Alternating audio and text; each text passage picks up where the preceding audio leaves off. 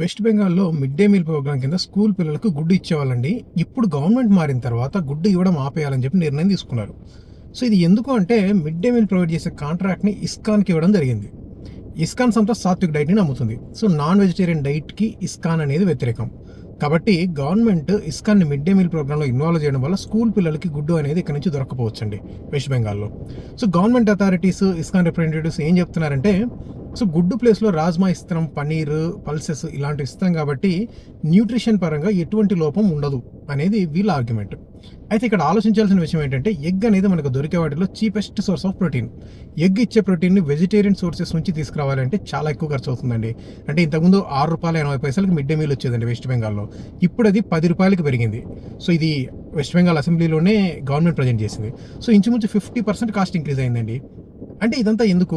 గుడ్డు ఇస్తే సరిపోతుంది కదా! అసలు ఏం ప్రూవ్ చేయాలని గుడ్డు తీసేసి వెజిటేరియన్ డైట్‌ని ఇంట్రడ్యూస్ చేయాలి. సో చాలా సంవత్సరాలుగా పిల్లలకు ఎగ్ ఇస్తూనే ఉన్నారు. ఇప్పుడు ఉన్న పలంగా ఖర్చు పెంచుకొని మరీ డైట్ చేంజ్ చేయాల్సిన అవసరం ఏముంది? సో ఏదైనా సైంటిఫిక్ రీజన్ ఉందా దీని వెనకాల?